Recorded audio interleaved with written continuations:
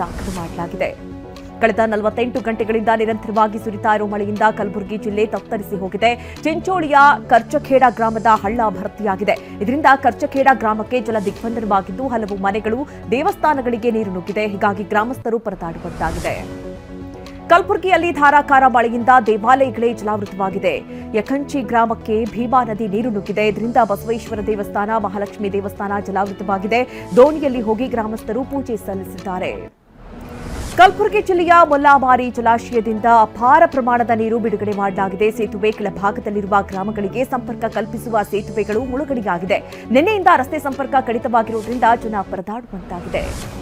ಕಲಬುರಗಿಯಲ್ಲಿ ಸುರಿತಾ ಇರೋ ಧಾರಾಕಾರ ಮಳೆ, ಭೀಮಾ ನದಿ ಪ್ರವಾಹದಿಂದಾಗಿ ಸಂಚಾರ ಕೂಡ ಅಸ್ತವ್ಯಸ್ತವಾಗಿದೆ. ಜೇವರ್ಗಿ ಬಳಿಯ ಕಟ್ಟಿ ಸಂಘಾವಿ ಸೇತುವೆ ಮುಳುಗಡೆಯಾಗಿದ್ದು, ಬೀದರ್ ಶ್ರೀರಂಗಪಟ್ಟಣ ರಾಷ್ಟ್ರೀಯ ಹೆದ್ದಾರಿಯಲ್ಲಿ ವಾಹನಗಳ ಸಂಚಾರ ಬಂದ್ ಆಗಿದೆ. ಇದರಿಂದ ವಾಹನಗಳು ಕಿಲೋಮೀಟರ್ ಗಟ್ಟಲೆ ಕ್ಯೂ ನಿಂತಿವೆ. ಕಲಬುರಗಿ ಜಿಲ್ಲೆಯ ಪ್ರವಾಹ ಪೀಡಿತ ಪ್ರದೇಶಗಳಿಗೆ ಸಚಿವ ಪ್ರಿಯಾಂಕ್ ಖರ್ಗೆ ಭೇಟಿ ಕೊಟ್ಟಿದ್ದಾರೆ. ಚಿತ್ತಾಪುರ ತಾಲೂಕಿನ ಹಳೆ ಹೆಬ್ಬಾಳ ಗ್ರಾಮಕ್ಕೆ ಭೇಟಿ ಕೊಟ್ಟರು. ಬೆಣ್ಣೆತೋರ ಜಲಾಶಯದ ನೀರಿನಿಂದ ಮುಳುಗಡೆಯಾಗಿರುವ ಗ್ರಾಮದ ನಿವಾಸಿಗಳನ್ನು ಶಾಶ್ವತವಾಗಿ ಬೇರೆಡೆಗೆ ಸ್ಥಳಾಂತರಿಸುವಂತೆ ಸೂಚನೆ ಕೊಟ್ಟರು. ಇನ್ನು ಕಲಬುರಗಿ ಮಹಾರಾಷ್ಟ್ರ ಭಾಗದಲ್ಲಿ ಭಾರೀ ಮಳೆ ಹಿನ್ನೆಲೆಯಲ್ಲಿ ಭೀಮಾ ನದಿಗೆ 3,50,000 ಕ್ಯೂಸೆಕ್ ನೀರು ಬಿಡುಗಡೆ ಮಾಡಲಾಗಿದೆ. ಸೊನ್ನಾ ಬ್ಯಾರೇಜ್ನಿಂದ ನೀರು ಬಿಡುಗಡೆ ಮಾಡಲಾಗಿದ್ದು, ಭೀಮಾ ನದಿ ಅಪಾಯದ ಮಟ್ಟ ಮೀರಿ ಹರಿಯುತ್ತಾ ಇದೆ. ವಿಜಯಪುರ ಜಿಲ್ಲೆಯ ಭೀಮಾ ನದಿ ಪ್ರವಾಹದಿಂದ ಜನ ತತ್ತರಿಸಿ ಹೋಗಿದ್ದಾರೆ. ಅಲಮೇಲ ತಾಲೂಕಿನ ತಾವರಖೇಡ ಗ್ರಾಮದಲ್ಲಿ ಮನೆಗಳು ಜಲಾವೃತವಾಗಿದೆ. ತೋಟದ ಮನೆಯಲ್ಲಿ ಸಿಲುಕಿದ್ದ 8 ಮಂದಿಯನ್ನ ಬೋಟ್ ಮೂಲಕ ರಕ್ಷಣೆ ಮಾಡಲಾಗಿದೆ. ವಿಜಯಪುರ ಜಿಲ್ಲೆಯ ಇಂಡಿ ಅಲಮೇಲ ತಾಲೂಕಲ್ಲಿ ಪ್ರವಾಹ ಉಂಟಾಗಿದೆ. ಗುಮಸಗಿ ಗ್ರಾಮದ 30ಕ್ಕೂ ಅಧಿಕ ಮನೆಗಳು ಸಂಪೂರ್ಣ ಜಲಾವೃತವಾಗಿದೆ. ಮನೆಗಳಲ್ಲಿದ್ದ ಬೆಲೆ ಬಾಳುವ ವಸ್ತುಗಳು, ಪಡಿತರ ಸಾಮಗ್ರಿಗಳು ನೀರು ಪಾಲಾಗಿದೆ. ಜನರನ್ನ ಕಾಳಜಿ ಕೇಂದ್ರಗಳಿಗೆ ಸ್ಥಳಾಂತರಿಸಲಾಗಿದೆ. 100 ಎಕರೆ ಪ್ರದೇಶಗಳು ನಾಶವಾಗಿದೆ. ವಿಜಯಪುರದಲ್ಲಿ ಭಾರೀ ಮಳೆಗೆ ಹೈವೇ ಮುಳುಗಡೆಯಾಗಿದೆ. ಭೀಮಾ ನದಿ ಆರ್ಭಟಕ್ಕೆ ವಿಜಯಪುರ ಸೊಲ್ಲಾಪುರ ಹೆದ್ದಾರಿ ಜಲಾವೃತವಾಗಿದೆ. ಹೆದ್ದಾರಿಯಲ್ಲಿ ಲಾರಿಗಳು ಸಾಲುಗಟ್ಟಿ ನಿಂತಲ್ಲೇ ನಿಂತಿವೆ. ಹೈವೇ ಮುಳುಗಡೆ ದೃಶ್ಯ ಡ್ರೋನ್ ಕ್ಯಾಮೆರಾದಲ್ಲಿ ಸೆರೆಯಾಗಿದೆ. ಯಾದಗಿರಿ ಜಿಲ್ಲೆಯಲ್ಲಿ ಸನ್ನತಿ ಬ್ಯಾರೇಜ್ನಿಂದ ಭೀಮಾ ನದಿಗೆ 4 ಲಕ್ಷ ಕ್ಯೂಸೆಕ್ ನೀರು ಬಿಡುಗಡೆ ಮಾಡಲಾಗಿದೆ. ಇದರಿಂದ ವಡಗೇರದ ನಾಯ್ಕಲ್ ಬಳಿಯ ಸೇತುವೆ ಮುಳುಗಡೆಯಾಗಿದೆ.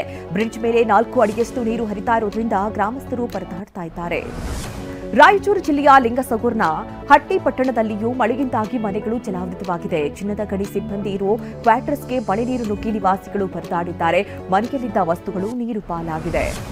ಗದಗ ಜಿಲ್ಲೆಯಾದ್ಯಂತ ರಾತ್ರಿ ಇಡೀ ಜಿಟಿ ಮಳೆಯಾಗಿದೆ. ಶೀತ ಗಾಳಿಯಿಂದ ಜನ ಮನೆ ಬಿಟ್ಟು ಹೊರಗೆ ಬರ್ತಾ ಇಲ್ಲ. ನಿರಂತರ ಮಳೆಯಿಂದಾಗಿ ರೈತರು ಕಂಗಾಲಾಗಿದ್ದು, ಮತ್ತಷ್ಟು ಬೆಳೆ ಹಾನಿಯಾಗೋ ಭೀತಿ ಎದುರಾಗಿದೆ. ಕೊಡಗು ಜಿಲ್ಲೆಯಲ್ಲಿ ರಸ್ತೆ ಗುಂಡಿಗಳಿಂದ ಸಮಸ್ಯೆ ಉಂಟಾಗಿದೆ. ಮಡಿಕೇರಿ ಕತ್ತಲೆಕಾಡು ಮರಗೋಡು ರಸ್ತೆಯ ಗುಂಡಿಯಲ್ಲಿ ಖಾಸಗಿ ಬಸ್ನ ಚಕ್ರ ಹೂತು ಹೋದ ಘಟನೆ ನಡೆದಿದೆ. ಇದರಿಂದ ಈ ರಸ್ತೆಯಲ್ಲಿ ಸಂಚಾರ ಅಸ್ತವ್ಯಸ್ತವಾಗಿದೆ. ಬೆಂಗಳೂರಿನಲ್ಲಿ ಸತ್ಯನಾರಾಯಣ ಪೂಜೆಗೆಂದು ಬಂದು ದೇವರಿಗೆ ಹಾಕಿದ್ದ 44 ಗ್ರಾಂ ಚಿನ್ನದ ಸರ ದೋಚಿದ್ದ ಅರ್ಚಕ ಈಗ ಪೊಲೀಸರ ಅತಿಥಿಯಾಗಿದ್ದಾರೆ. ಅಗ್ರಹಾರ ದಾಸರಹಳ್ಳಿಯ ಮುನೇಶ್ವರ ಸ್ವಾಮಿ ದೇವಸ್ಥಾನದ ಅರ್ಚಕ ರಮೇಶ್ ಶಾಸ್ತ್ರಿ ಬಂಧನವಾಗಿದೆ. ಮೈಸೂರು ಜಿಲ್ಲೆಯ ನಂಜನಗೂಡಲ್ಲಿ ಬೈಕ್ಗೆ ಪೆಟ್ರೋಲ್ ಹಾಕಿಸಿಕೊಂಡ ಯುವಕರು ಹಣ ನೀಡದೆ ಪರಾರಿಯಾಗಿದ್ದಾರೆ. ಪೆಟ್ರೋಲ್ ಬಂಕ್ಗೆ ಬಂದ ಯುವಕರು 1,200 ರೂಪಾಯಿಗೆ ಪೆಟ್ರೋಲ್ ಹಾಕಿಸಿಕೊಂಡಿದ್ದಾರೆ. ಯುಪಿಐ ಮೂಲಕ ಹಣ ಕಳಿಸುವ ನಾಟಕ ಆಡಿ ಬೈಕ್ನಲ್ಲಿ ಪರಾರಿಯಾಗಿದ್ದಾರೆ. ಮೈಸೂರು ದಸರಾ ಹಿನ್ನೆಲೆಯಲ್ಲಿ ಪಾರಂಪರಿಕ ಉಡುಗೆಯಲ್ಲಿ ದಂಪತಿಗಳ ಟಾಂಗಾ ಸವಾರಿ ನಡೆಯಿತು. ಮೈಸೂರಿನ ರಂಗಚಾರ್ಲು ಪುರಭವನದಲ್ಲಿ ಕಾರ್ಯಕ್ರಮವನ್ನ ಸೂಫ್ರಮ್ ಸೋ ಖ್ಯಾತಿಯ ನಟ ಪ್ರಕಾಶ್ ತುಳಿನಾಡು ದಂಪತಿ ಉದ್ಘಾಟನೆ ನಡೆಸಿದ್ದಾರೆ. ಕಾಂತಾರ ಅಧ್ಯಾಯ 1 ಚಿತ್ರ ಬಿಡುಗಡೆಗೂ ಮುನ್ನ ನಟ ನಿರ್ದೇಶಕ ರಿಷಬ್ ಶೆಟ್ಟಿ ಕೊಲ್ಲೂರು ಮೂಕಾಂಬಿಕಾ ಮೊರೆ ಹೋಗಿದ್ದಾರೆ. ಕುಟುಂಬ ಸಮೇತ ಕೊಲ್ಲೂರಿಗೆ ತೆರಳಿ ದೇವಿಯ ದರ್ಶನ ಪಡೆದಿದ್ದಾರೆ. ದೇವಿ ದರ್ಶನದ ಫೋಟೋಗಳನ್ನು ರಿಷಬ್ ಶೆಟ್ಟಿ ಹಂಚಿಕೊಂಡಿದ್ದಾರೆ.